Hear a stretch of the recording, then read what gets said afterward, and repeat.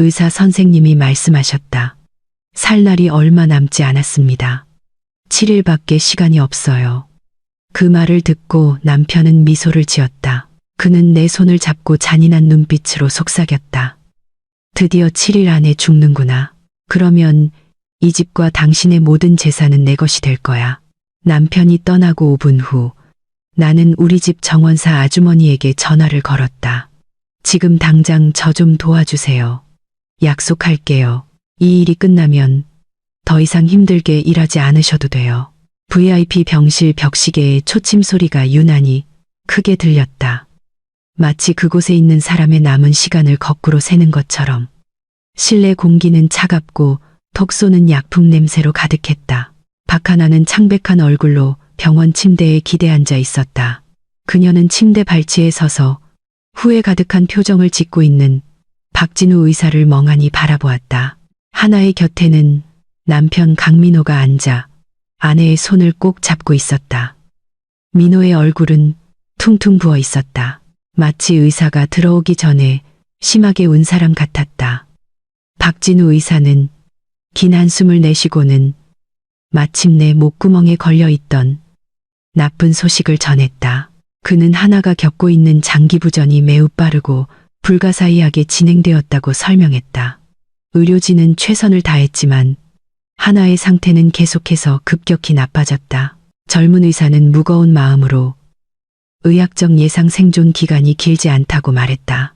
하나는 아마도 7일 정도의 시간밖에 남지 않았을 것이고 그 후에는 몸의 모든 시스템이 완전히 멈출 것이라고 했다. 그 말을 듣는 순간 하나의 세상은 무너져 내렸다.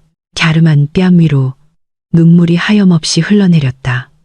그녀는 자신의 나이가 29세에 끝날 것이라고는 상상도 하지 못했다.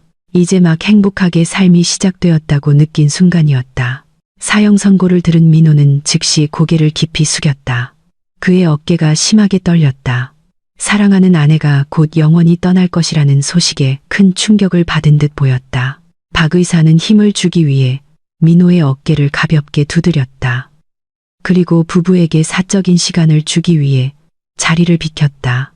병실 문이 천천히 닫히고 하나와 민호 사이에는 숨막히는 정적이 흘렀다. 하나는 남편 쪽으로 고개를 돌려 죽음에 대한 두려움을 쏟아낼 기댈 곳을 찾았다. 그녀는 아픈 동안 항상 곁에서 밥을 먹여주고 밤낮으로 지칠 줄 모르고 간호해준 민호 같은 남편이 있다는 것이 행운이라고 생각했다. 하지만 그 고요한 분위기는 갑자기 낯선 것으로 변했다. 민호의 흐느낌이 서서히 되섰다. 아까 떨리던 그의 어깨는 이제 꼿꼿해졌다. 민호가 고개를 들었다. 그곳에는 더 이상 눈물이 없었다. 의사 앞에서 보였던 슬픈 얼굴은 이제 매우 차가운 옅은 미소로 바뀌어 있었다. 하나는 남편의 표정이 그렇게 급격하게 변하는 것을 보고 할 말을 잃었다.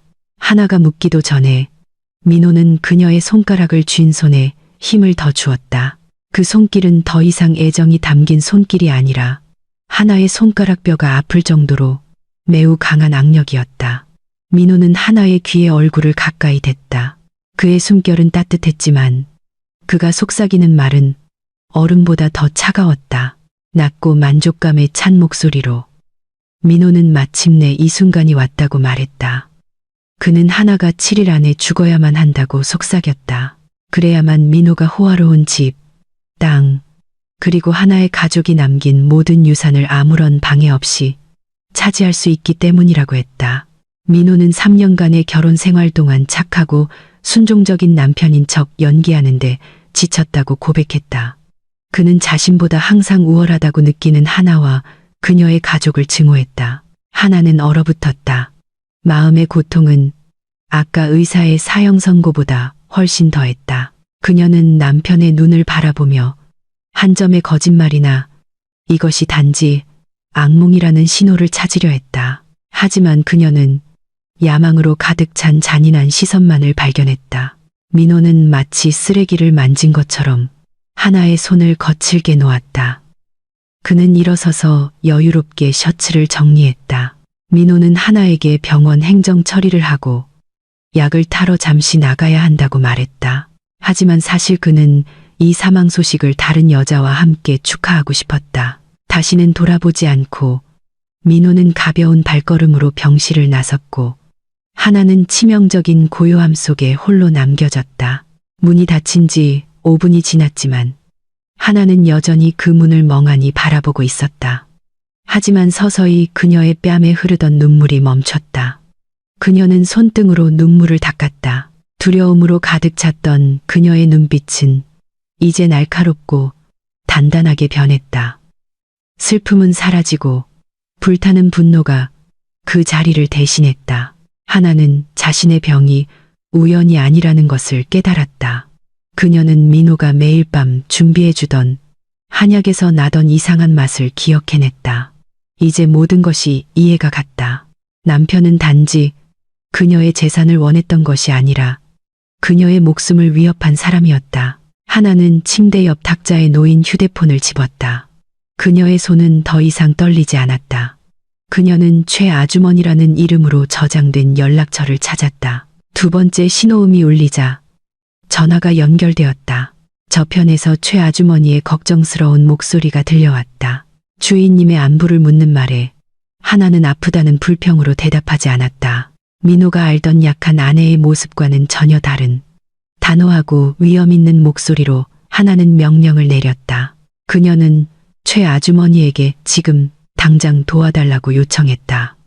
그녀는 이 일이 끝나면 최 아주머니가 더 이상 정원사로 힘들게 일할 필요가 없을 것이라고 약속했다. 하나는 자신의 자존심과 목숨을 구하기 위한 비밀 임무가 바로 이 순간부터 시작된다고 선언했다.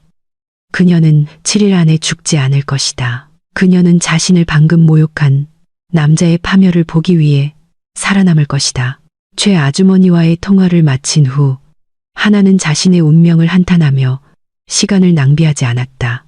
그녀는 즉시 베개 밑에 숨겨둔 스마트 태블릿을 꺼냈다. 병원에 처음 입원했을 때부터 하나는 불길한 예감을 가지고 있었기에 자신만이 접근 권한을 아는 집안에 숨겨진 감시, 카메라 시스템을 비밀리에 다시 활성화해 두었다. 하나가 CCTV 모니터링 앱을 열었다. 태블릿 화면에는 주인이 떠나 텅 빈 호화로운 집의 여러 구석이 나타났다. 하나는 자신이 잘 아는 검은색 세단 한 대가 마당으로 들어오는 것을 보고 심장이 격렬하게 뛰었다. 그것은 민호의 차였다. 남편은 병원에서 행정 처리를 한 것이 아니라 바로 집으로 돌아온 것이었다. 하지만 민호는 혼자가 아니었다. 조수석 문에서 꽤 화려한 옷차림의 젊은 여성이 내렸다. 하나는 그 여자를 알아보았다. 그녀는 민호가 예전에 사업 파트너라고 소개했던 오랜 친구 한유라였다. 하나는 두 사람이 마치 그 저택의 합법적인 주인인 양 환하게 웃으며 집 안으로 들어가는 것을 보았다. 민호는 거실로 들어서면서 유라의 허리를 다정하게 감쌌다. 선명한 CCTV 오디오를 통해 하나는 그들의 대화를 똑똑히 들을 수 있었다. 민호는 유라에게 의사가 하나에게 시한부 선고를 내렸기 때문에 곧 이 집이 완전히 자신들의 것이 될 것이라고 자랑스럽게 말했다. 유라는 기쁘게 웃으며 민호의 영리함을 칭찬했다. 하나는 분노로 병원 시트를 움켜쥐었다. 하지만 계속 지켜보기 위해 자신을 억눌렀다. 그녀는 민호가 유라를 자신의 개인 서재로 데려가는 것을 보았다. 그 방은 민호를 포함한 누구에게나 금지된 장소였다. 그곳에 하나가 부모님의 중요한 유품 서류들을 보관하고 있었기 때문이다. 민호는 조급해 보였다. 그는 곧장 비밀 금고를 가리고 있는 벽의 큰 그림으로 향했다. 거칠게 그림을 내린 민호는 금고의 비밀번호를 눌렀다. 하나는 그것을 보고 냉소적으로 웃었다. 그녀는 민호가 지난달 자신이 금고를 열 때 엿본 것을 알고 있었다. 그래서 민호는 그것을 열 수 있다고 확신했을 것이다. 금고 문이 열렸다. 민호는 환호성을 질렀지만 그가 안의 내용물을 보자마자 환호성은 즉시 멈췄다. 금고는 텅 비어 있었다. 그가 기대했던 토지 증명서도 다이아몬드 보석도 현금 뭉치도 없었다. 그곳에는 얇은 먼지뿐이었다. 민호의 얼굴은 분노로 새빨개졌다. 그는 숨겨진 서랍이라도 있을까 싶어 금고 안을 마구 뒤졌지만 결과는 마찬가지였다. 그의 뒤에 서 있던 유라는 실망한 목소리로 민호가 약속한 재산이 어디에 있는지 물었다. 민호는 CCTV 마이크에 똑똑히 잡힐 만큼 큰 소리를 내며 금고 문을 세게 닫았다. 민호는 분노하기 시작했다. 그는 서재 책상 위에 있던 꽃병을 던져 산산조각 냈다. 태블릿 화면으로 이 모든 것을 지켜보던 하나는 무표정하게 바라볼 뿐이었다. 그리고 그녀는 최 아주머니에게 짧은 메시지를 입력했다. 하나는 최 아주머니에게 플랜 B를 즉시 실행하라고 지시했다. 즉, 최 아주머니가 이미 오래전에 안전하게 옮겨둔 원본 서류들을 더 안전한 새로운 장소로 옮기라는 것이었다. 하나는 자신이 완전히 믿지 않는 남자와 함께 사는 집에 재산을 남겨둘 만큼 어리석지 않았다. 배신당한 아내의 직감은 민호가 생각했던 것보다 훨씬 더 날카로웠다. CCTV 화면으로 돌아가서 좌절하던 민호는 갑자기 아까 내린 그림 액자 뒤에서 무언가 떨어지는 것을 보았다. 두꺼운 갈색 봉투였다. 민호의 눈은 그것이 숨겨진 귀중한 서류라고 생각하며 반짝였다. 떨리는 손으로 그는 봉투를 뜯었다. 하지만 내용물은 귀중한 서류가 아니었다. 그것은 하나의 손글씨가 적힌 평범한 종이 한 장이었다. 민호는 미간을 찌푸리며 그 글을 읽었다. 그것은 열쇠는 거기가 아니라 당신이 버린 실내 속에 있어요. 라는 짧고 고통스러운 메시지였다. 민호는 분노에 차 그 종이를 구겨 바닥에 던져버렸다. 그는 집안 도우미의 이름을 외쳤지만 하나가 특별한 임무를 맡은 최 아주머니를 제외하고 모든 직원을 휴가 보냈기 때문에 아무도 대답하지 않았다. 유라는 민호에게 아직 하나가 죽기까지 7일의 시간이 남았다고 상기시키며 그를 진정시키려 했다. 유라는 민호에게 하나가 아직 병원에 살아있는 동안 재산 이전 서류에 서명하도록 강요하라고 제안했다. 민호는 그 교활한 생각에 동의했다. 그는 내일 유료 공증인을 데리고 병원으로 돌아가 하나를 압박하기로 결심했다. 하나는 태블릿 화면을 껐다. 그녀는 오늘 충분한 증거를 보았다. 그녀의 계획은 순조롭게 진행되고 있었다. 민호는 자신의 감정에 덫에 빠져들었다. 하나는 깊은 숨을 들이쉬며 격렬하게 뛰는 심장을 진정시키려 했다. 그녀는 이 싸움이 이제 막 시작되었음을 알았다. 내일 그녀는 민호와 그의 공증인의 방문에 대비해 최고의 연기를 준비해야 했다. 하나는 병실 창밖을 내다보았다. 저녁 하늘이 어두워지기 시작했다. 하지만 하나에게 이 어둠은 그녀 자신의 부활의 새벽의 시작이었다. 그녀는 민호가 조금도 이기게 두지 않을 것이다. 갑자기 병실 문이 부드럽게 두드려졌다. 하나는 즉시 태블릿을 숨기고 다시 약해 보이도록 앉는 자세를 조정했다. 문이 열리고 간호사가 음식과 약이 담긴 쟁반을 들고 들어왔다. 하나는 그 약들을 의심스러운 눈초리로 바라보았다. 그녀는 이 병원에서 민호에게 매수된 사람이 누구인지 모르기 때문에 함부로 약을 먹어서는 안 된다는 것을 알았다. 간호사가 쟁반을 내려놓고 수액을 확인하기 위해 돌아섰을 때 하나의 손은 재빨리 약들을 티슈에 숨겨 쥐었다. 간호사가 약을 먹었는지 확인하기 위해 다시 돌아섰을 때 하나는 티슈에 싼 약을 주머니에 버리면서 물을 삼키는 척했다. 간호사는 만족스러운 미소를 짓고 떠났다. 하나는 더 힘든 내일을 위한 전략을 짜기 위해 다시 혼자가 되었다. 병원의 밤은 깊어지고 복도의 정적은 당직 간호사의 발소리에 가끔 깨질 뿐이었다. 병실 안에서 하나는 눈을 뜬 채 창백한 흰색의 천장을 바라보며 누워 있었다. 그녀의 생각은 몇 달 전 몸의 건강이 불가사의하게 나빠지기 시작했을 때로 돌아갔다. 그녀는 민호가 갑자기 매우 자상한 남편으로 변했던 것을 기억했다. 매일 밤 자기 전에 민호는 항상 진한 색의 따뜻한 한약을 한 잔 가져다 주었다. 민호는 항상 부드럽게 그 약이 아이를 빨리 갖기 위해 하나의 체력을 유지시켜줄 특별히 주문한 비싼 보약이라고 말했다. 당시 남편을 매우 신뢰했던 하나는 맛이 조금 이상하고 혀에 금속 맛이 남았음에도 불구하고 의심 없이 항상 마셨다. 하나의 의심은 약 2주 전에야 싹 됐다. 그때 민호가 화장실에 있었고 하나는 실수로 한약잔을 쳐서 침대 옆 탁자에 있는 작은 화분에 쏟았다. 다음 날 아침 하나는 싱싱했던 식물이 시들고 잎이 마치 강한 화학물질에 탄 것처럼 누렇게 변한 것을 보고 깜짝 놀랐다. 그 사건 이후로 하나는 다시는 민호가 만든 음료를 삼키지 않았다. 민호가 잔을 줄 때마다 하나는 남편이 방심한 틈을 타 내용물을 세면대나 발코니에 화분에 버리고 다 마신 척했다. 하지만 이미 몇 달 동안 몸에 들어간 독은 민호가 기대했던 것처럼 치명적이지는 않았지만 장기를 손상시키는 효과를 남겼다. 그것이 의사들이 그녀의 병에 대해 혼란스러워했던 이유였다.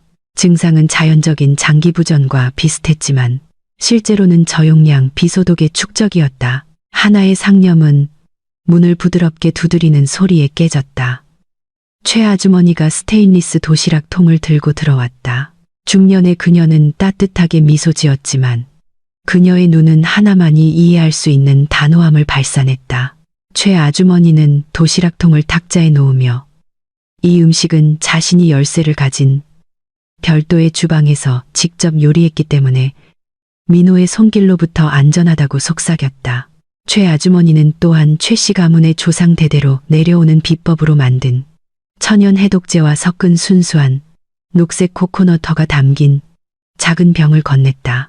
하나는 개걸스럽게 그것을 마셨다. 상쾌한 맛이 마른 목을 적시는 것 같았다. 최 아주머니는 민호가 7일째에 가까워질수록 더욱 공격적으로 변할 것이므로 계속 조심하라고 하나에게 상기시켰다. 하나는 고개를 끄덕이며 단호하게 약속했다. 그녀는 완벽하게 역할을 수행할 것이라고. 과연 최 아주머니의 예상은 빗나가지 않았다. 약 1시간 후 노크도 없이 문이 거칠게 열렸다. 민호가 서둘러 들어왔고 그 뒤를 두꺼운 가죽 서류 가방을 든 남자가 따랐다. 민호는 그를 자신의 파트너 공증인인 이 선생이라고 소개했다. 민호는 꾸며낸 걱정스러운 얼굴을 했다. 그는 하나의 침대로 다가가 아내의 머리를 거칠게 쓰다듬었다. 민호는 복잡해지는 치료와 병원 행정의 원활한 진행을 위해 하나가 민호에게 임시 자산 이전 위임장에 서명해야 한다고 다급한 목소리로 말했다. 민호는 만약 의료 조치 중에 하나에게 나쁜 일이 생기면 은행 관료주의에 막히지 않고 즉시 결정을 내리고 자금을 인출할 수 있다고 변명했다. 하나는 가능한 한 설득력 있게 꾸민 희미한 시선으로 민호를 바라보았다. 속으로는 남편의 형편없는 연기에 웃음이 나왔다. 아내가 생사를 헤매고 있을 때 탐욕 때문이 아니라면 어떤 남편이 재산 이전 서명을 요구하겠는가. 공증인 이 선생은 즉시 두꺼운 서류와 값비싼 펜을 하나 앞에 내밀었다. 하나는 서류를 흘끗 보았다. 머리가 어지러웠지만 그녀는 서류의 제목을 분명히 읽을 수 있었다. 그 내용은 하나의 이름으로 된 모든 토지 증명서와 예금을 조건 없이 민호에게 완전히 양도한다는 것이었다. 이것은 치료 위임장이 아니었다. 이것은 합법적인 강도 행위였다. 하나는 과장되게 떨리는 손을 들었다. 그녀는 펜을 잡으려 했지만 손가락에 힘이 없는 것 같았다. 민호는 하나의 느린 행동에 조급해 보였다. 그는 하나의 손을 잡고 서명란의 펜촉을 종이에 대도록 강요했다. 민호는 하나에게 쉬어야 하니 빨리 서명하라고 반쯤 고함치며 재촉했다. 하지만 펜촉이 종이에 닿는 바로 그 순간 하나는 의도적으로 몸의 모든 근육을 이완시켰다. 펜이 바닥으로 굴러 떨어졌다. 하나의 몸은 옆으로 힘없이 쓰러졌고 그녀의 눈은 마치 갑자기 의식을 잃은 것처럼 꼭 감겼다. 민호는 히스테릭하게 비명을 질렀다.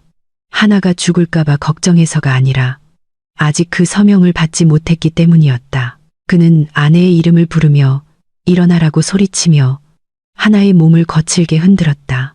이 선생은 불법 거래 중에 의뢰인이 눈앞에서 죽을까봐 두려워 몇 걸음 뒤로 물러섰다. 민호는 계획이 지연되었다며 조용히 욕하며 하나의 뺨을 세게 계속 때렸다. 아까부터 방구석에 서 있던 최 아주머니가 즉시 행동에 나섰다. 그녀는 민호를 하나의 몸에서 밀쳐내고 의사를 불렀다. 박진우 의사와 몇몇 간호사들이 즉시 달려들어왔다. 그 혼란 속에서 눈을 감고 있던 하나는 승리의 미소를 참았다. 그녀는 하루 더 시간을 벌었고 민호를 더욱 좌절하게 만들었다. 민호는 결국 의료 처치를 방해했다는 이유로 간호사들에게 방에서 끌려나갔고 하나는 다시 평온하게 혼수 상태에 빠졌다. 다음 날 하나의 호화로운 저택의 분위기는 긴장감이 흘렀다. 집주인이 부재 중임에도 불구하고 민호는 어제 서명을 받지 못한 실패로 인해 헝클어진 얼굴과 폭발적인 감정을 안고 집으로 돌아왔다. 그는 거실을 서성거리며 상황을 탓하며 유라에게 큰 소리로 전화를 걸었다. 분노에 차 있던 민호의 시선은 뒷마당을 태연하게 쓸고 있는 최 아주머니의 모습에 타셨다. 그 늙은 여인의 존재가 갑자기 민호에게 매우 거슬렸다. 그는 최 아주머니가 마치 자신의 모든 움직임을 감시하는 스파이처럼 어디에나 있는 것 같다고 느꼈다. 민호는 또한 어제 병원에서 최 아주머니가 감히 자신을 밀쳤던 것을 기억했다. 주인으로서의 자존심이 상한 민호의 피가 끓어올랐다. 민호는 뒤쪽 유리문으로 성큼성큼 다가가 거칠게 열었다. 그는 최 씨를 불렀다. 최 아주머니는 빗자루질을 멈추고 얼굴에 조금의 두려움도 없이 차분하게 돌아보았다. 최 아주머니의 날카롭고 꿰뚫는 시선에 민호는 순간 위축되었지만 그의 자존심은 곧 그 감정을 떨쳐버렸다. 최 아주머니의 얼굴을 손가락으로 가리키며 민호는 이 순간부터 최 아주머니는 해고라고 큰 소리로 말했다. 민호는 최 아주머니에게 얼마 되지 않는 짐을 싸서 당장 이 집에서 나가라고 명령했다. 민호는 무례하고 주인의 일에 참견하기 좋아하는 하인은 필요 없다고 변명했다. 민호는 자신의 분노를 표출하고 한 가지 문제가 해결되었다고 생각하며 만족감을 느꼈다. 그러나 최 아주머니의 반응은 정말 예상 밖이었다. 자비를 구걸하며 울거나 즉시 떠나는 대신 최 아주머니는 작게 웃었다. 그 웃음은 경쾌했지만 위험이 있었다. 최 아주머니는 몸을 곧게 펴고 빗자루를 화분 옆에 놓고 민호에게 다가가 그들 사이의 거리가 1미터밖에 남지 않을 때까지 다가갔다. 차분하지만 단호한 목소리로 최 아주머니는 민호가 자신을 해고할 권리가 전혀 없다고 말했다.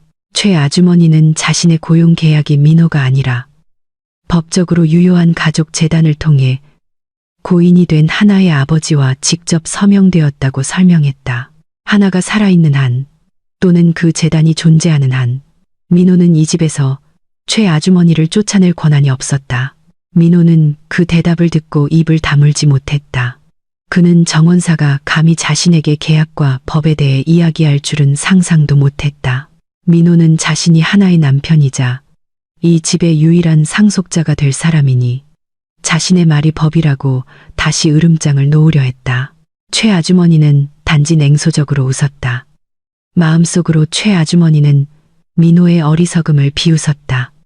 민호는 자기 앞에 서 있는 이 늙은 여인이 실제로 누구인지 몰랐다.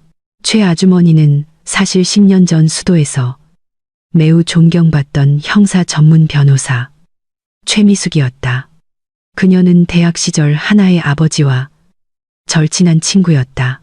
하나의 아버지가 돌아가셨을 때 그는 미숙에게 조기 은퇴하고 가정부로 위장하여 외동딸을 가까이서 지켜달라고 부탁했다.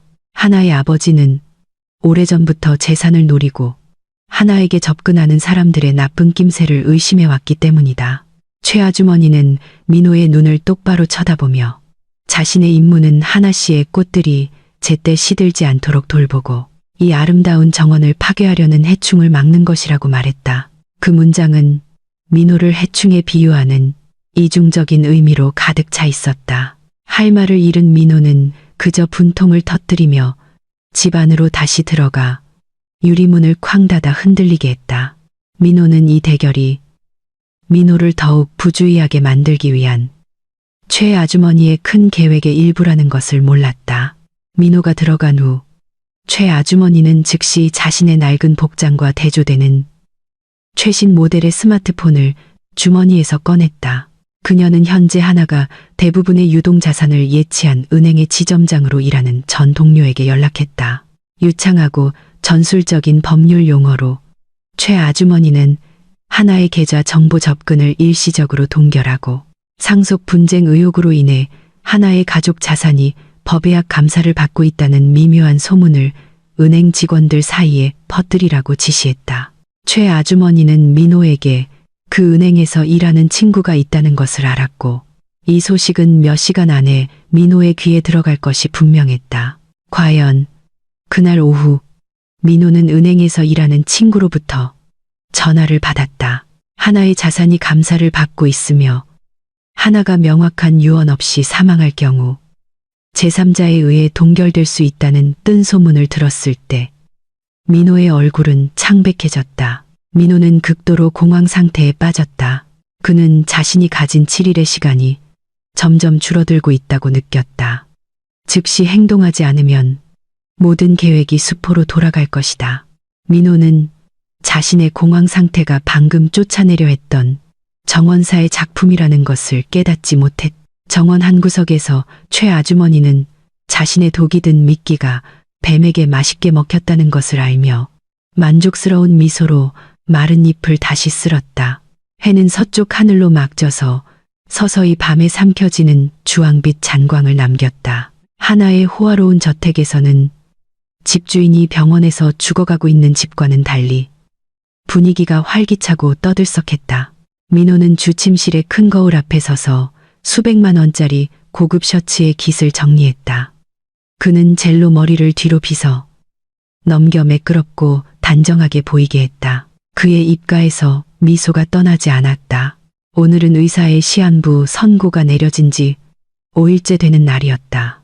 민호의 계산에 따르면 하나의 남은 시간은 이틀밖에 남지 않았거나 운이 좋으면 더 빠를 수도 있었다.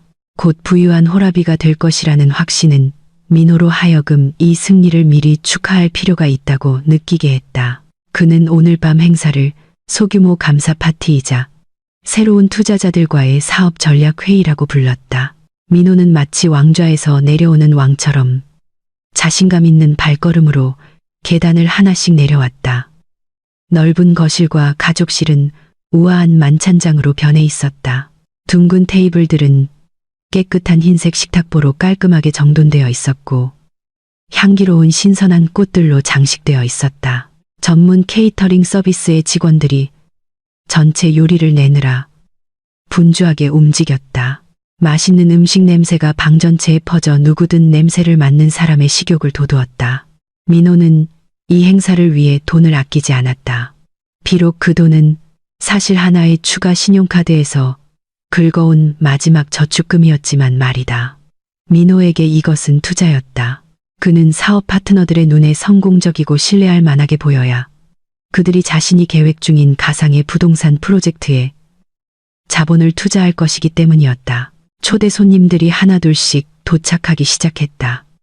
그들은 하나의 친구나 가까운 친척이 아니라 대부분 회색 지대의 사업 기록을 가진 민호의 지인들이었다. 불법 광산 사업가, 분쟁 토지 중개인, 그리고 물론 그날 밤 숨겨진 내연녀가 아니라 민호의 파트너로 참석한 유라도 있었다. 유라는 민호 옆에 서서 정문에서 손님들을 맞이했다. 마치 그녀가 이 집의 정당한 안주인인 것처럼 그들은 환하게 웃으며 안부를 묻고 곧 얻게 될 막대한 이익의 기회에 대해 이야기했다. 그들 중 누구도 병원에 있는 하나의 상태에 대해 묻지 않았다. 그들에게 하나는 곧 역사에서 사라질 디딤돌에 불과했다. 한편 병원의 VIP 병실에서는 매우 대조적인 분위기가 연출되고 있었다. 하나는 규칙적인 호흡을 하며 침대 가장자리에 앉아 있었다.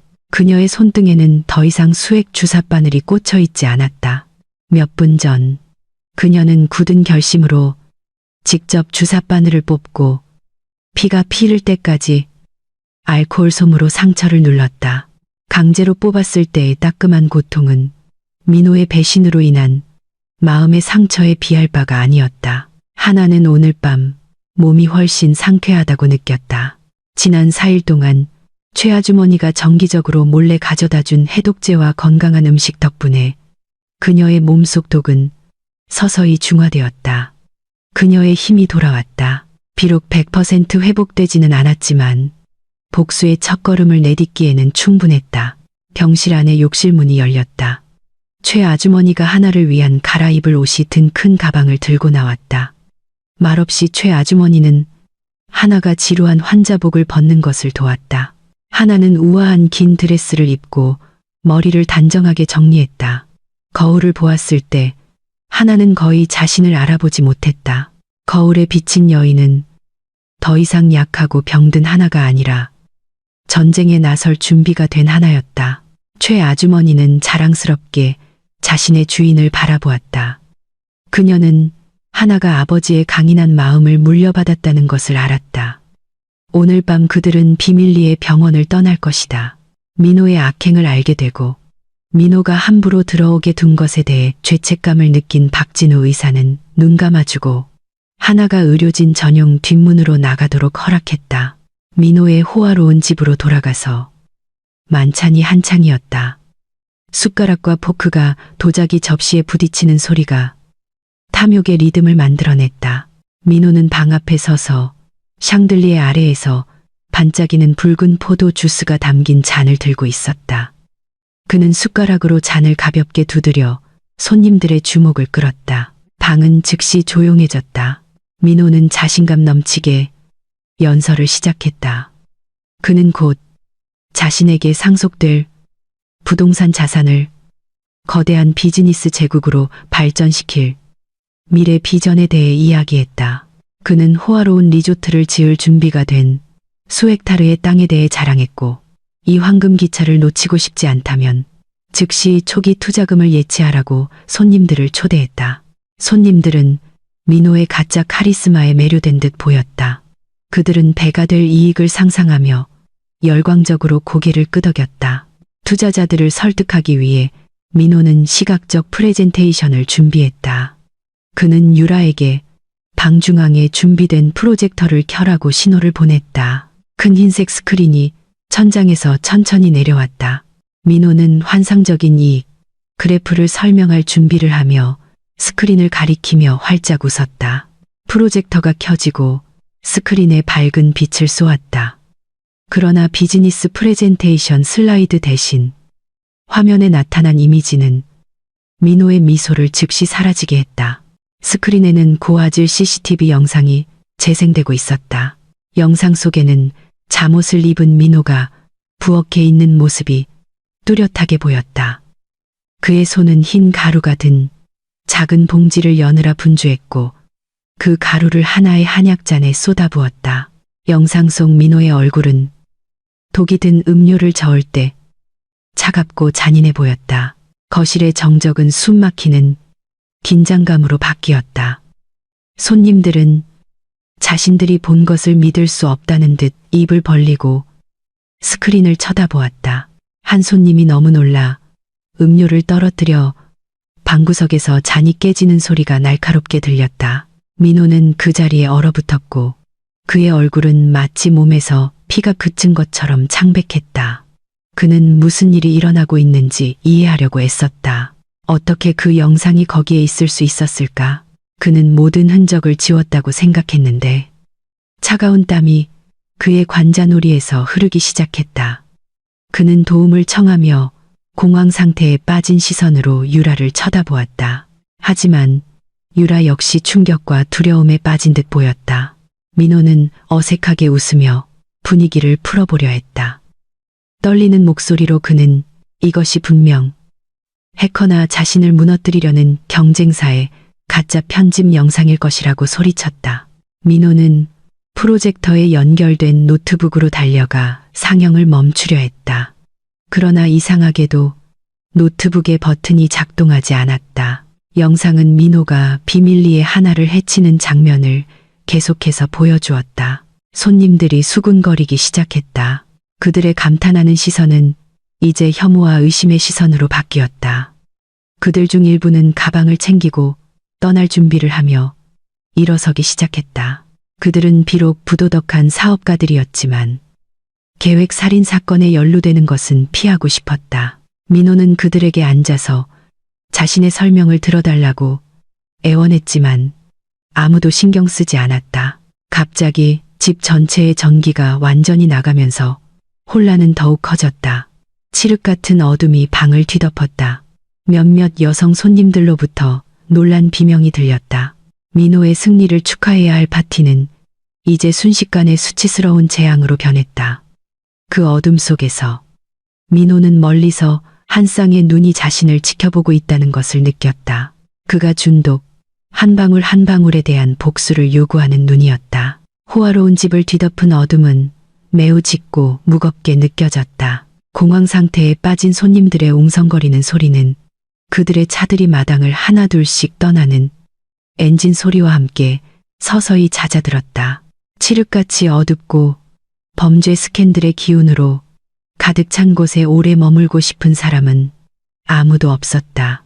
10분도 채 안 되어 큰 집은 다시 고요해졌고 민호는 어질러진 거실 한가운데 홀로 서 있었다.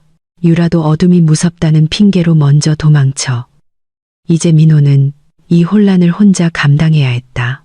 민호는 주머니를 더듬어 손전등을 켤 휴대폰을 찾았다. 휴대폰 플래시에서 나온 눈부신 흰색 빛이 어둠을 가르며 아직 먹지 못한 음식 찌꺼기와 흩어진 잔들을 비췄다. 민호의 숨이 가빠졌다.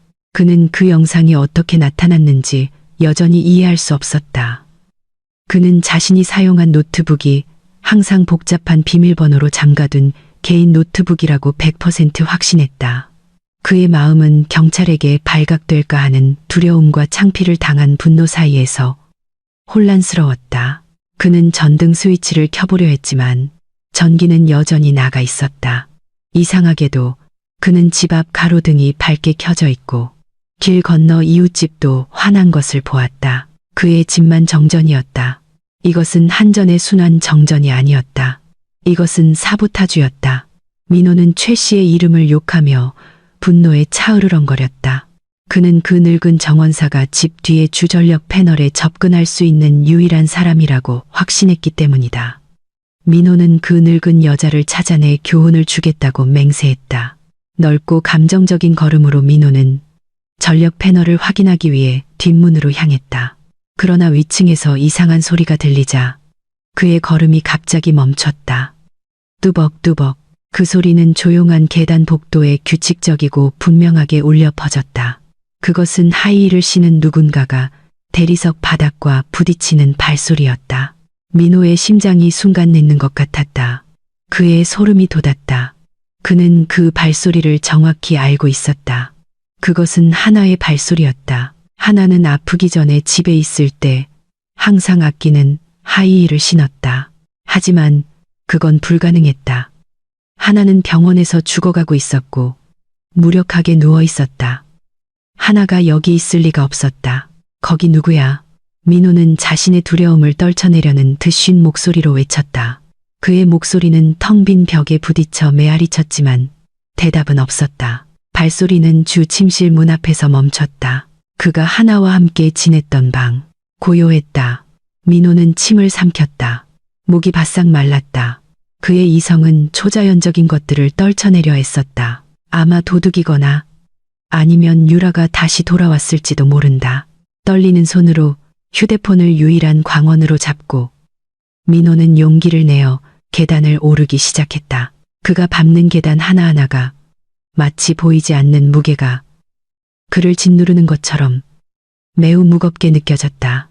손전등에 비친 가구들의 검은 그림자는 어둠 속에서 그를 덮칠 준비가 된 괴물처럼 보였다. 2층에 도착하자 민호는 주 침실 문 쪽으로 손전등을 비췄다. 문은 약간 열려 있었고 벌어진 어두운 틈이 있었다. 민호는 천천히 문을 밀어 활짝 열었다. 손전등 빛이 방 전체를 훑었다. 침대는 깔끔했고 옷장은 굳게 닫혀 있었다. 그러나 민호의 시선은 정원을 마주한 큰 창문 근처에 한 지점에 고정되었다. 그곳에는 고인이 된 하나의 아버지가 쓰던 낡은 나무 흔들의자가 있었다. 의자는 문을 등지고 창밖을 향하고 있었다. 그리고 그 의자 위에서 민호는 누군가 앉아있는 실루엣을 보았다. 긴 머리를 늘어뜨린 여자의 실루엣.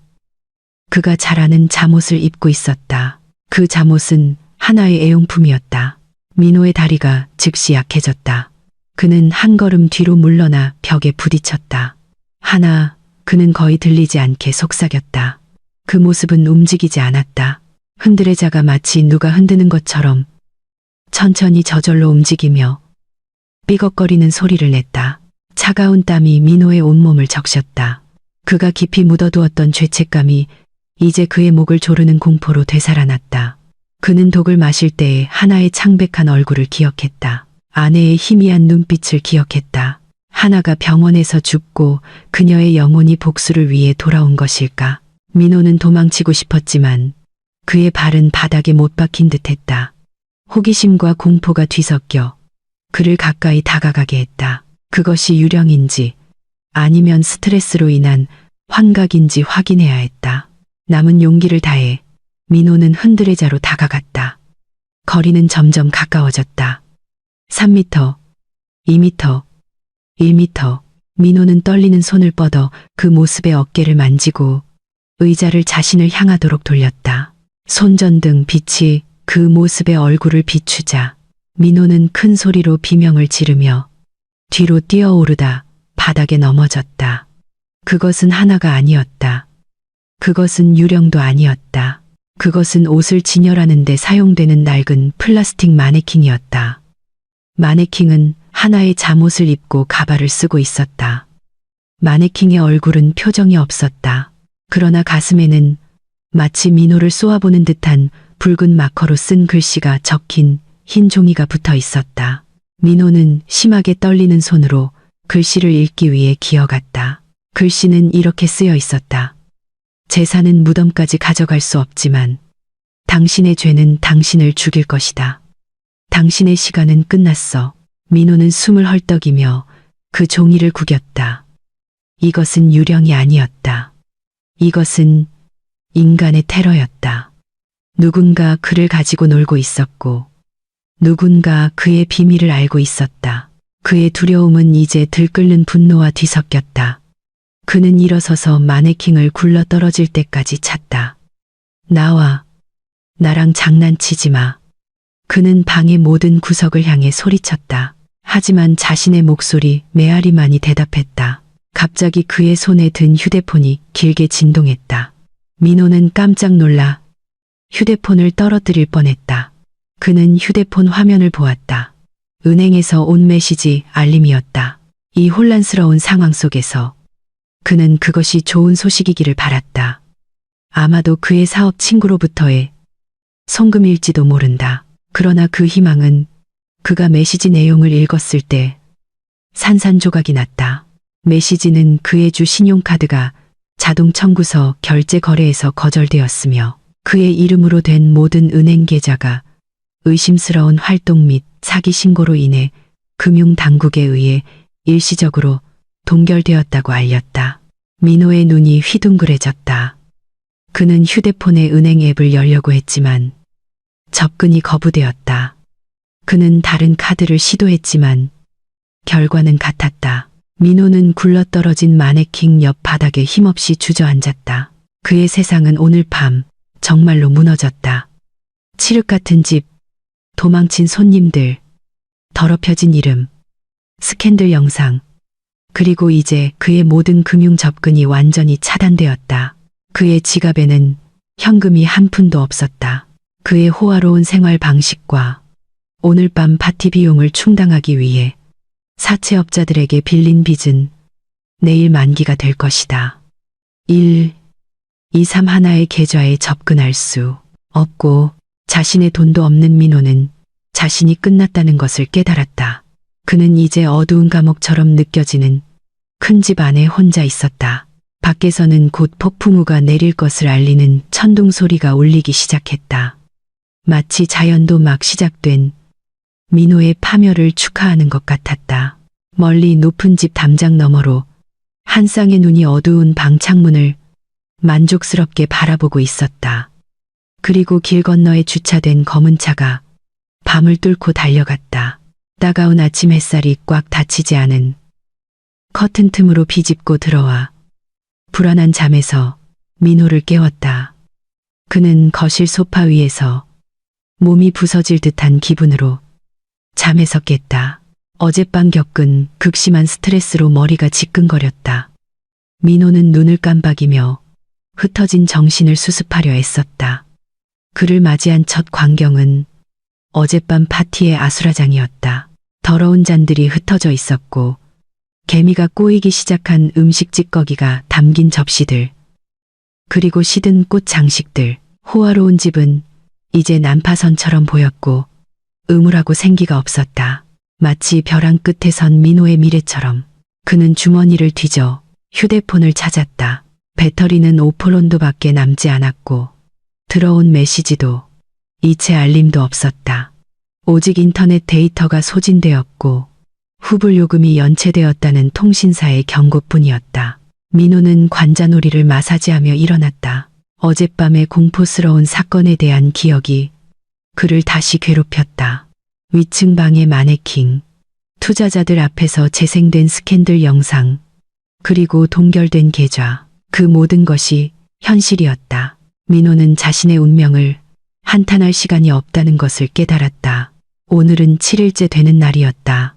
의사의 시한부 선고에 따르면 오늘은 하나가 죽는 날이어야 했다. 교활한 아이디어가 민호의 머릿속에 다시 떠올랐다.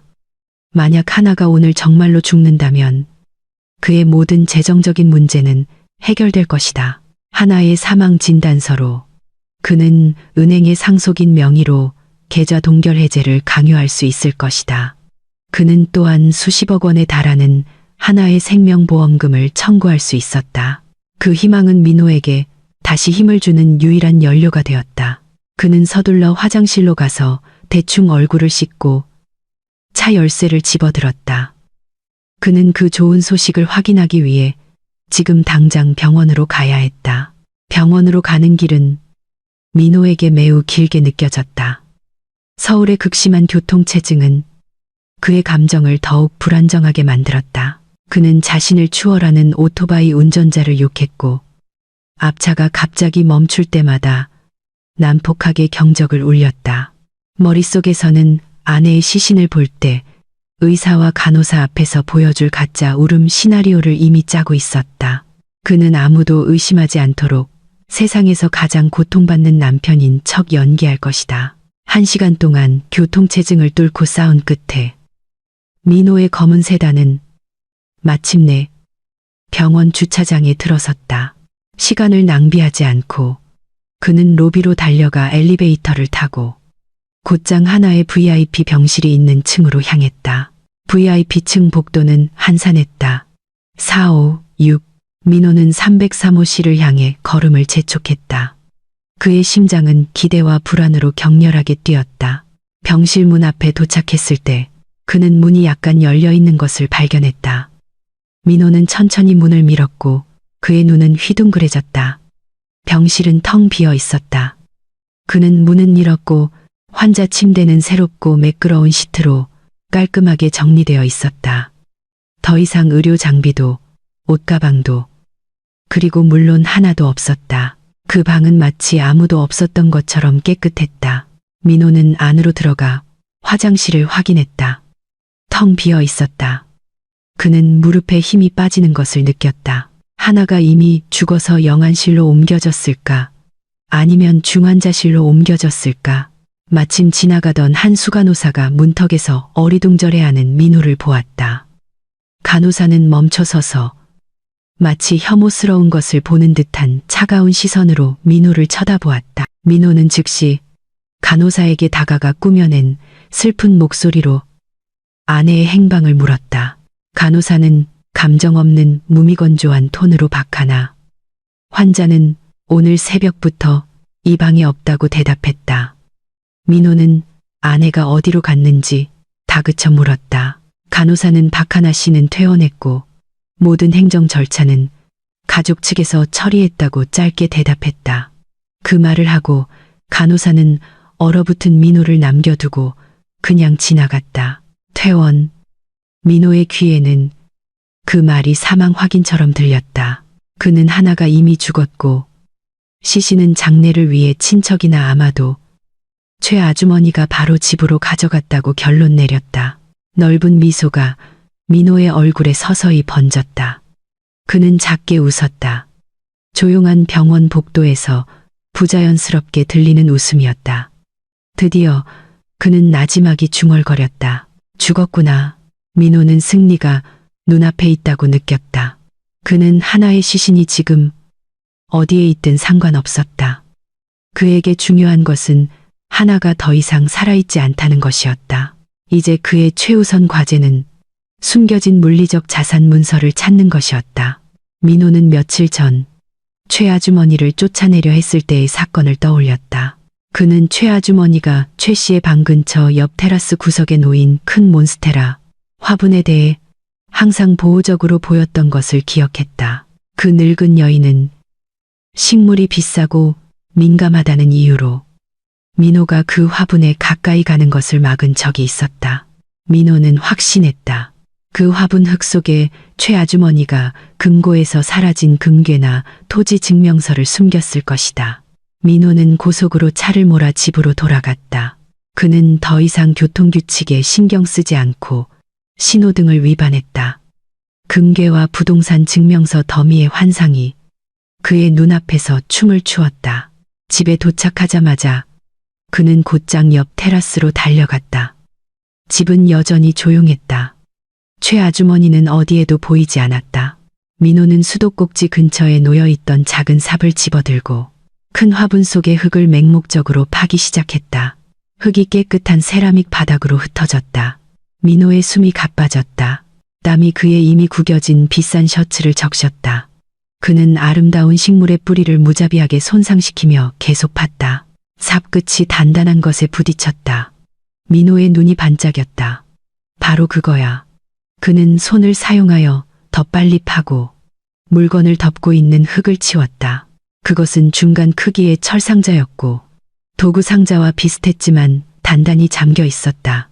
남은 힘을 다해 민호는 무거운 상자를 화분 밖으로 들어 올렸다. 그는 열쇠를 찾을 인내심이 없었다. 그는 정원에서 큰 돌을 가져와 자물쇠가 부서질 때까지 여러 번 내리쳤다. 폭발적인 흥분으로 떨리는 손으로 민호는 상자 뚜껑을 열었다. 그는 그 안에 반짝이는 금이나 달러 뭉치를 상상했다. 그러나 그가 본 것은 그의 피를 격렬하게 끓어오르게 한 후 즉시 얼어붙게 했다. 상자에는 금도, 돈도, 토지 증명서도 없었다. 상자는 형형색색의 편지 봉투 더미로 가득 차 있었다. 민호는 혼란스러워하며 봉투 하나를 집어들었다. 그는 그것을 열고 내용을 읽었다. 그것은 민호가 2년 전에 참여했던 사기 투자 회사로부터 온 청구서였다. 수억 원에 달하는 청구서. 민호는 채권자가 집에 찾아온 적이 없었기 때문에 그 빚이 이미 갚아졌다고 생각했다. 그는 다른 봉투를 집었다. 그것은 한도가 초과된 민호 명의의 신용카드 청구서였다. 다음 봉투는 그가 몰래 산 스포츠카 리스 회사로부터 온 경고장이었다. 민호는 상자의 모든 내용물을 뒤집었다. 모두 비톡촉장, 청구서, 압류 경고장이었다. 알고 보니 그동안 하나가 민호의 생활 방식에 대한 모든 할부금을 비밀리에 지불하고 있었던 것이다. 하나는 이 상자 안에 민호의 재정적 파탄에 대한 모든 증거를 보관했다. 상자 바닥에서 민호는 하나의 깔끔한 손글씨가 적힌 깨끗한 흰 봉투를 발견했다. 이제 흥분이 아닌 두려움으로 떨리는 손으로 민호는 그 편지를 열었다. 내용은 짧지만 심장을 꿰뚫었다. 여보, 그동안 당신이 판 구덩이를 우리 아버지 유산으로 메우고 있었어요. 하지만 7일 전 당신이 내 죽음을 빌었을 때 나는 모든 것을 갚는 것을 멈췄어요. 당신이 심은 것을 수확하는 것을 즐기세요. 민호는 그 편지를 떨어뜨렸다. 그의 다리에 힘이 풀려 흙으로 더러워진 테라스 바닥에 주저앉았다. 그는 지난 7일 동안 아내의 죽음을 계획하느라 바쁜 동안 하나가 막아왔던 재정적 시한폭탄이 터졌다는 것을 이제야 깨달았다. 그는 부자가 아니었다. 그는 이제 동시에 만기가 된 산더미 같은 빚 외에는 아무것도 없었다. 그가 쫓던 재산은 과거 자신의 탐욕을 덮는데 이미 다 사용되었다. 민호는 자신의 머리카락을 쥐어뜯으며 그날 오후의 정적을 깨는 좌절의 비명을 질렀다. 그러나 그의 비명은 집 대문 쪽으로 다가오는 많은 오토바이 엔진 소리에 멈췄다. 시끄럽고 위협적인 소리였다. 집 대문 앞에서 나는 시끄러운 소리는 점점 더 커졌다. 거친 고함 소리가 분노의 찬 어조로 민호의 이름을 부르며 뒤섞였다. 옆 테라스에 힘없이 주저앉아 있던 민호는 깜짝 놀랐다. 그는 기어 일어나 옆 담장 너머로 엿보았다. 그의 심장은 집 앞에서 펼쳐진 광경을 보고 찜을 뻔했다. 건장한 체격에 험악한 얼굴을 한 약 10명의 남자들이 높은 철제 대문을 두드리고 있었다. 그들 중 일부는 서류 파일을 들고 있었고 다른 이들은 나무 몽둥이를 들고 있었다. 그들은 민호가 실패한 사업 자금을 빌린 여러 불법 금융기관과 사채업자들의 채권 추심원들이었다. 1, 2, 3, 7일 동안 지불이 연체되고 아무런 응답이 없자 그들은 채무자의 집을 동시에 찾아오기로 결정한 것이었다. 공황 상태가 민호를 덮쳤다. 그는 집 안으로 달려들어가 모든 문을 단단히 잠갔다. 그러나 대문에서 나는 두드리는 소리는 더욱 커졌다.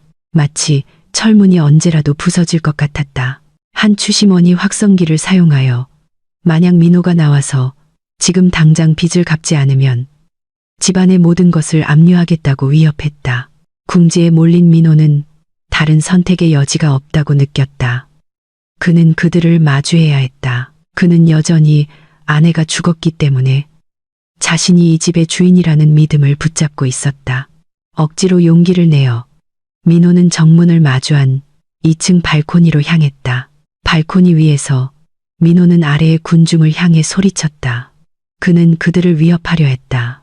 민호는 그들이 불미스러운 행위를 저질렀으며 경찰을 부를 것이라고 소리쳤다. 그는 또한 자신이 이 호화로운 집의 합법적인 주인이며 아내의 상속 절차가 완료되는 즉시 모든 빚을 갚을 것이라고 큰 소리로 외쳤다. 민호는 아내가 방금 세상을 떠났고 자신이 부유한 유일한 상속인이라고 자랑했다. 상속이라는 말을 듣고 추심원들은 잠시 두드리는 것을 멈췄다. 그들은 서로를 쳐다보았다. 아마도 돈을 돌려받을 희망이 있다고 생각했을 것이다. 민호는 약간의 안도감을 느꼈다. 시간을 벌기 위한 그의 전략이 성공한 것 같았다. 그러나 그 고요한 순간 최신 모델의 검은색 고급 세단 한 대가 그 거친 사람들 사이를 천천히 가르며 미끄러져 들어왔다. 차는 대문 바로 앞에 멈췄다. 뒷좌석 창문이 천천히 내려가며 매우 진지해 보이는 두꺼운 안경을 쓴 중년 남자의 얼굴이 드러났다. 그 남자는 서류 가방을 든 2명의 조수를 동반하고 차분하게 차에서 내렸다. 민호는 그 남자를 알아보았다. 그는 고인이 된 하나의 아버지가 신뢰했던 수석 변호사이자 최 아주머니가 예전에 일했던 법무법인의 옛 상사인 홍 변호사였다. 홍 변호사의 등장은 민호의 용기를 즉시 꺾었다. 그 변호사가 풍기는 권위의 아우라는 채권 추심원들조차 길을 비켜주게 만들었다. 홍 변호사는 대문 앞에 서서 발코니에 있는 민호를 쳐다보았다.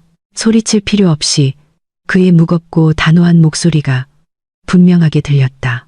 그는 민호에게 인사하고 가족 자산의 소유권 상태와 관련된 중요한 조항을 낭독하기 위해 왔다고 말했다. 민호는 발코니에서 내려와 여전히 철제 대문으로 막힌 앞마당으로 달려갔다. 숨을 헐떡이며 민호는 홍 변호사에게 자신이 하나의 합법적인 남편이며 하나가 죽었으므로 이 집은 자동으로 자신의 것이 된다고 말했다.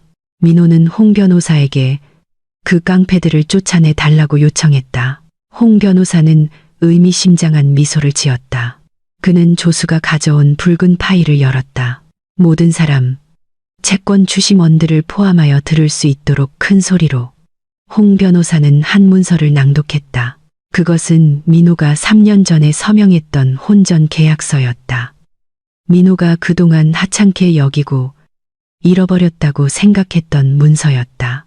홍 변호사는 입증된 불륜이 발생하거나 배우자의 생명을 위협하는 신체적 폭력이나 시도가 있을 경우 위반을 저지른 당사자는 부부 공동 재산 및 상속권에 대한 모든 권리를 상실한다고 명시된 조항을 낭독했다. 모든 자산은 원래 가족에게 돌아가거나 사회재단에 기부될 것이라고 했다. 민호의 얼굴이 창백해졌다. 그는 부인하려 했다. 그는 자신이 불륜을 저질렀거나 하나를 해쳤다는 증거가 없다고 소리쳤다. 그는 하나가 자연사했다고 주장했다. 그러나 홍 변호사는 다시 다른 문서를 꺼냈다. 이번에는 법의학 연구소의 결과 보고서였다. 홍 변호사는 그들이 하나의 머리카락과 손톱에서 발견된 비소 독잘륨을 증거와 민호가 독을 제조하는 모습을 보여주는 CCTV 녹화 영상이 있다고 말했다. 그 증거는 민호의 상속인 자격을 무효화하고 그의 신분을 살인 미수, 용의자로 바꾸기에 충분했다. 민호는 입을 다물지 못했고 혀가 굳었다. 주위의 세상이 빙빙 도는 것 같았다. 그 설명을 들은 채권 주심원들은 즉시 다시 분노했다. 그들은 민호가 돈이 없고 앞으로도 돈이 없을 것이라는 것을 깨달았다. 그들은 가져갈 수 있는 것은 무엇이든 약탈할 준비를 하며 담을 넘기 시작했다. 민호는 자신의 집마당에서 궁지에 몰려 두려움에 뒷걸음질 쳤다. 그러나 군중이 들어오기 전에 멀리서 경찰 사이렌 소리가 울려 퍼졌다. 점점 더 가까워졌다. 세 대의 경찰 순찰차가 고속으로 와서 길을 막았고 채권 주심원들은 뿔뿔이 흩어져 도망가거나 항복하며 엎드렸다. 완전 무장한 경찰들이 차에서 내려 즉시 지역을 확보했다. 민호는 군중의 분노에서 벗어났다는 것에 약간의 안도감을 느꼈다. 그러나 그 안도감은 단 1초만 지속되었다. 그 경찰들은 그를 구하러 온 것이 아니라 그를 체포하러 온 것이었다. 한 경찰관이 민호에게 다가가 그의 권리를 낭독했다. 민호가 뒤로 수갑이 채워지고 있을 때 홍 변호사의 다른 검은 세단 문이 열렸다. 민호는 고개를 돌렸고 그의 눈은 안구에서 튀어나올 것 같았다. 그 차 안에서 매우 아름답고 우아한 여인의 모습이 내렸다. 그 여인은 부드러운 파스텔 색상의 드레스를 입고 있었고 바람에 부드럽게 펄럭이는 스카프를 두르고 있었다. 그녀의 얼굴은 상쾌했고 뺨은 붉게 물들어 민호의 마음속에 있던 창백한 시체의 이미지와는 거리가 멀었다. 그것은 하나였다. 하나는 살아있었다. 하나는 똑바로 서서 차분하지만 파괴적인 시선으로 민호를 바라보았다. 하나 옆에는 이제 낡은 정원사 옷이 아닌 법률 전문가처럼 보이는 정장 블레이저를 입은 최 아주머니가 서 있었다. 민호는 아스팔트 위에 무릎을 꿇었다. 경찰에게 강요당해서가 아니라 그의 다리가 더 이상 심하게 떨리는 몸의 무게를 지탱할 수 없었기 때문이었다. 그는 마치 대낮에 유령을 본 것처럼 하나를 쳐다보았다. 그의 입술이 떨리며 아내의 이름을 불렀다. 하나는 천천히 대문으로 다가가 이제 그들의 운명을 가르는 쇠창살 너머로 남편을 바라보았다. 하나는 옅은 미소를 지었다. 조금의 동정심도 담겨 있지 않은 미소였다. 나는 아직 죽지 않았어. 하나가 부드럽지만 날카로운 목소리로 말했다. 하지만 당신의 남편이라는 지위, 당신의 부자라는 지위, 그리고 당신의 미래는 오늘로써 죽었어. 당신이 나에게 준 7일은 내가 그에 상응하는 이자와 함께 당신에게 돌려준 거야. 민호는 용서를 구하며 울부짖었다. 자신이 실수했고 여전히 하나를 사랑한다고 말했다.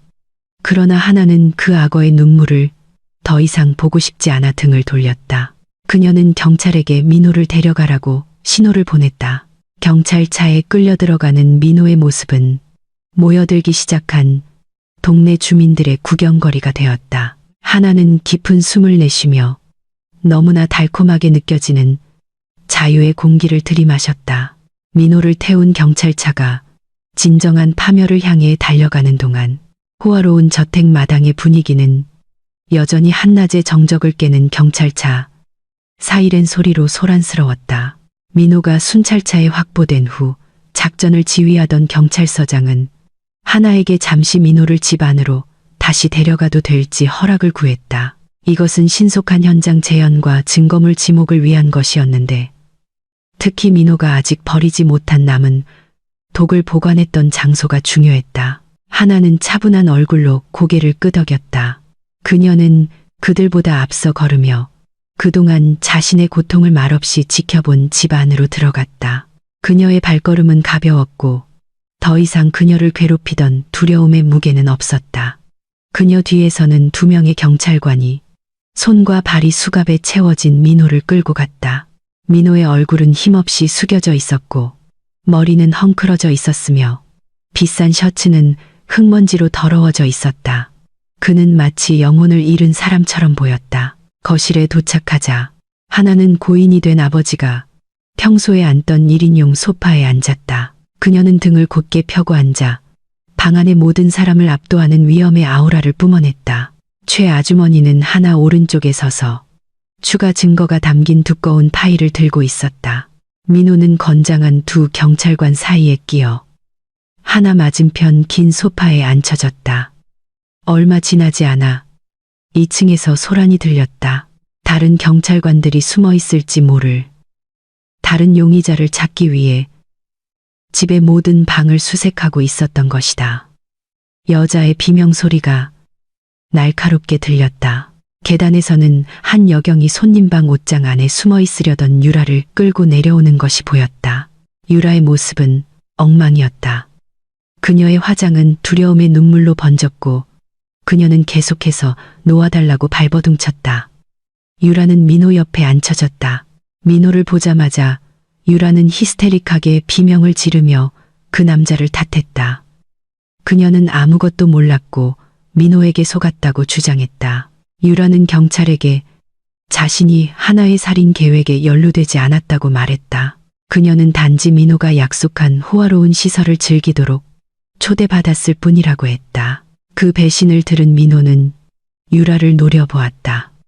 그는 유라의 고함에 맞받아치며 유라가 생활비 빚이 많아서 하나의 재산을 빨리 차지하라고 자신을 압박했다고 말했다. 예전에 서로 자기야라고 부르던 2 사람 사이에 격렬한 다툼이 벌어졌다. 그들은 서로의 치부를 드러내고 서로를 비난하며 각자 살아남기 위해 서로를 끌어내렸다. 하나는 무표정한 차가운 시선으로 그 드라마를 지켜보았다. 그녀는 자기 앞에 있는 이 2 인간의 도덕성이 얼마나 낮은지에 대해 혐오감을 느꼈다. 경찰서장이 그들 둘에게 조용히 하라고 소리쳤다. 분위기는 다시 고요해졌다. 이제 최 아주머니가 앞으로 나설 차례였다. 전문 변호사의 말투로 최 아주머니는 테이블 위에 투명한 비닐봉지를 놓았다. 비닐 안에는 경찰이 민호의 차 대시보드 서랍에서 발견한 흰가루가 든 작은 병이 있었다. 그것은 민호가 사용한 남은 비소 독이었다. 최 아주머니는 범죄의 연대기를 매우 체계적이고 명확하게 설명했다.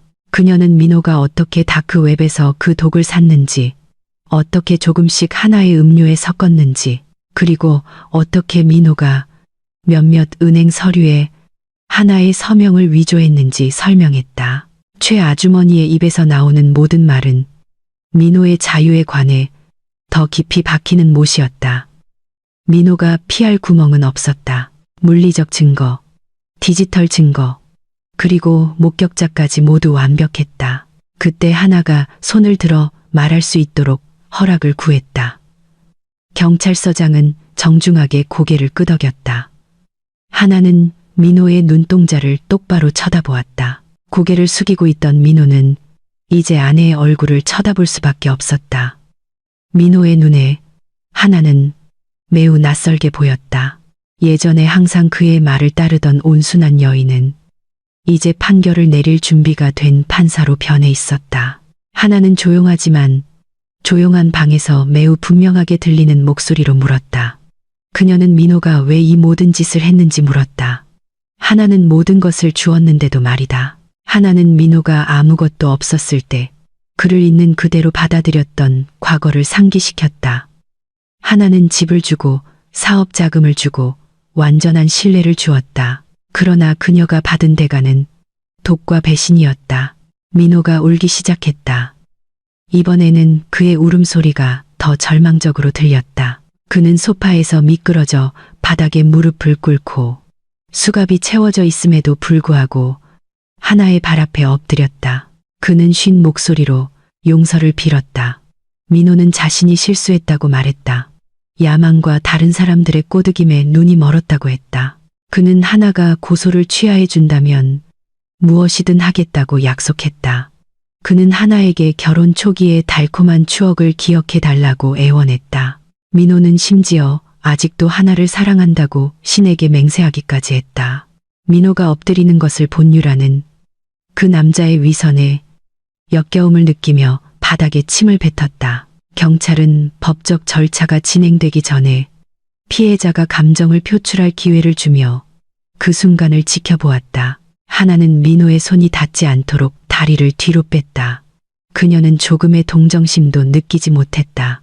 그녀의 마음은 민호가 그녀에게 죽음을 속삭였던 그 밤 이후로 얼어붙었다. 하나는 몸을 약간 숙여 여전히 흐느끼는 민호에게 얼굴을 가까이 댔다. 하나는 민호가 7일 전 병원에서 속삭였던 말을 상기시켰다. 정확히 민호의 억양을 흉내낸 어조로 하나는 날카롭게 속삭였다. 그녀는 마침내 민호가 매우 오랜 시간 동안 감옥에서 썩을 것이라고 말했다. 이 일이 끝나면 하나의 집과 모든 재산은 여전히 하나의 것이 될 것이다. 반면 민호는 몸에 걸친 죄수복 외에는 아무것도 갖지 못할 것이다. 하나는 민호가 하나의 죽음을 위해 준 7일이 이제 민호 자신의 파멸로 가는 7일로 뒤바뀌었다고 단언했다. 그 마지막 말을 한 후 하나는 다시 소파에 기대 앉아 경찰에게 그들을 데려가라는 신호를 보냈다.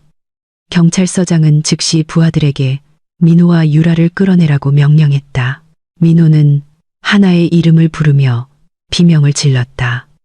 그의 목소리는 정문에서 강제로 끌려 나갈 때 후회와 두려움으로 가득 차 날카로웠다. 유라 역시 히스테릭하게 울면서 끌려 나갔다. 집문이 닫히고 안도감 주는 정적이 남았다. 하나는 깊은 숨을 내쉬며 마치 어깨에서 수톤의 짐을 내려놓는 것 같았다. 최아주머니가 다가와 부드럽게 하나의 어깨를 만지며 힘을 주었다. 하나는 고개를 돌려 자신의 목숨을 구해준 그 늙은 여인에게 진심으로 미소 지었다. 거실에서의 재판은 끝났다. 사회적 판결은 내려졌고 법적 정의가 곧 뒤따를 것이다. 하나는 오늘부터 다시는 내일 아침에 깨어나지 못할까 두려워하지 않고 편안히 잠들 수 있다는 것을 알았다. 그 부촌을 떠들썩하게 했던 체포 사건 이후 한 달이 지났다. 남편이 아내를 유산 상속을 위해 계획적으로 살해하려 한 사건은 몇 주 동안 여러 언론 매체의 헤드라인을 장식했다. 대중은 하나에게 큰 동정심을 보였고 민호와 유라의 행위를 강력하게 규탄했다. 최 아주머니, 아니 더 정확히는 최미숙 변호사가 준비한 증거가 매우 완벽하고 반박할 수 없었기 때문에 법적 절차는 매우 신속하게 진행되었다. 법정에서 민호는 아무 말도 할 수 없었다. 검사는 최고형을 구형했다. 끔찍한 CCTV 영상을 본 재판장은 주저없이 민호에게 다중 혐의 살인, 미수, 사기, 문서 위조로 무기징역을 선고했다. 유라 역시 처벌을 피하지 못했다. 그녀는 공범 및 작물 취득 혐의로 징역 10년을 선고받았다. 오늘 아침 하나의 집 공기는 매우 상쾌했다. 햇살이 밝게 비추며 이제는 달라 보이는 마당을 비추었다. 지난 한 달 동안 하나는 집을 대대적으로 개조했다. 그녀는 민호의 추억이 조금도 남기를 원하지 않았다. 하나는 인테리어 리모델링을 위해 시공업체를 고용하고 벽지색을 바꾸고 민호가 만지거나 샀던 모든 가구를 버렸다. 예전에 민호의 범죄를 말없이 지켜본 주침실은 이제 완전히 구조가 변경되었다. 하나는 또한 뒷마당에서 민호의 모든 옷, 사진, 개인 물품을 불태웠다. 그 연소의 재는 그녀의 어두운 과거를 완전히 청산하는 것을 상징하며 멀리 버려졌다. 집은 이제 정말로 새 집처럼 평화롭고 긍정적인 에너지로 가득 찬 집처럼 느껴졌다. 넓은 뒷정원에서 하나는 라탄으로 만든 정원 의자에 편안하게 앉아 있었다. 그녀 앞에는 아름답고 잘 관리된 꽃밭이 펼쳐져 있었다. 장미, 제스민, 난초꽃이 눈을 즐겁게 하는 다채로운 색으로 만개해 있었다. 테이블 맞은편에는 최 아주머니가 앉아 있었다. 그러나 이번에는 최 아주머니가 낡은 정원사 옷을 입고 있지 않았다. 중년의 그녀는 편안하지만 단정한 옷을 입고 있었다. 그녀의 얼굴은 상쾌하고 위험 있어 보였다. 그들 사이의 테이블 위에는 따뜻한 차 2잔과 아직 김이 나는 간식이 놓여 있었다. 그들은 주인과 하인의 위계 없이 편안하게 아침 식사를 즐겼다. 그들은 2명의 친구, 2명의 파트너, 그리고 서로를 지지하는 2명의 강한 여성으로 앉아 있었다. 최 아주머니는 찻잔을 내려놓고 하나에게 서류 파일을 건넸다. 그것은 이제 완전히 안전해진 하나의 자산에 대한 월간 재무보고서였다. 최 아주머니는 또한 법률구조재단 설립 제안서를 건넸다. 병원에서 한 약속대로 하나는 최 아주머니가 더 이상 힘들게 일하지 않아도 되도록 품위 있는 삶을 제공함으로써 그녀의 공에 보답하고 싶었다. 그러나 최 아주머니는 가만히 있을 수 있는 유형의 사람이 아니었다. 그녀는 그저 연금을 받고 편안히 앉아 있는 것을 거절했다. 최 아주머니는 법조계로 돌아가고 싶었지만 돈을 벌기 위해서가 아니라 하나가 겪었던 것과 같은 조종적인 결혼에 갇힌 다른 여성들을 돕기 위해서였다. 하나는 그 아이디어를 매우 지지했다. 그녀는 그 재단의 주요 기부자가 되기로 결정했고 최 아주머니가 그 책임자가 될 것이다. 하나는 그 제안서를 읽으며 미소 지었다. 그녀는 이제 자신의 삶에 새롭고 더 의미 있는 목적이 생겼다고 느꼈다. 그녀는 더 이상 순진한 부모의 재산 상속인이 아니었다. 그녀는 이제 다른 사람들을 돕고 싶은 생존자였다. 하나는 최 아주머니를 바라보며 무한한 감사를 표했다. 그녀는 최 아주머니의 영리함과 충성심이 없었다면 아마 오늘 그녀는 땅속에 있었을 것이고 민호는 그녀의 무덤 위에서 파티를 열고 있었을 것이라고 말했다. 최 아주머니는 현명하게 미소 지었다. 그녀는 단지 고인이 된 하나의 아버지의 유지를 받들었을 뿐이라고 말했다. 최 아주머니는 또한 하나의 용기를 칭찬했다. 최 아주머니에 따르면 하나가 7일 동안 죽어가는 척하고 남편이 눈앞에서 바람 피우는 것을 보며 마음의 고통을 견디는 강한 정신력을 갖지 못했다면 이 계획은 성공하지 못했을 것이다. 그들의 대화는 그 후 더 가벼운 주제로 옮겨갔다. 하나는 더 이상 다른 사람에게 전적으로 의존하지 않고 아버지의 유산을 직접 관리하는 법을 배우기 시작할 계획이었다. 그녀는 더 이상 어떤 남자에게도 속지 않는 독립적인 여성이 되는 법을 배우고 싶었다. 최 아주머니는 자신이 가진 모든 법률 및 비즈니스 지식을 전수하며 하나를 지도하겠다고 약속했다. 그들은 밝은 미래를 상상하며 함께 웃었다. 망고나무 가지에서 지저귀는 새소리가 그날 아침에 평화로운 분위기를 더했다. 산들바람이 하나의 얼굴을 스치며 그녀의 스카프 끝을 부드럽게 날렸다. 하나는 잠시 눈을 감고 이 놀라운 자유를 만끽했다. 더 이상 독살당할 두려움도 정신적 압박도 거짓말도 없었다. 멀리서 집 대문이 열렸다. 택배 기사가 하나가 주문한 새 식물 묘목을 배달하러 왔다. 하나는 일어서서 가벼운 발걸음으로 대문으로 걸어갔다. 그녀는 친절한 미소로 소포를 받았다. 그녀가 몸을 돌려 자신의 웅장한 집을 바라보았을 때 그녀는 더 이상 그것을 황금 감옥으로 보지 않고 독립의 궁전으로 보았다. 그녀는 옆 테라스에 있는 큰 몬스테라 화분을 보았다. 민호가 자신의 파멸을 발견했던 바로 그곳. 그 화분은 이제 더 무성한 새 식물로 다시 심어졌다. 하나는 마음속으로 약속했다.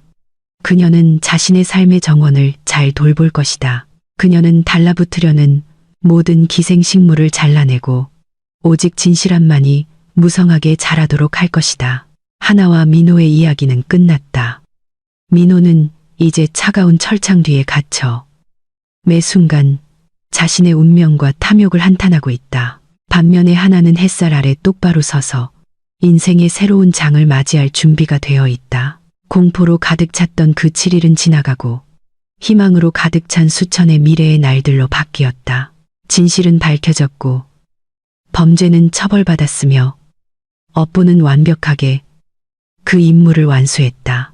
하나는 최아주머니 옆에 다시 앉아 찻잔을 들고 아름다운 새 삶을 위해 건배했다.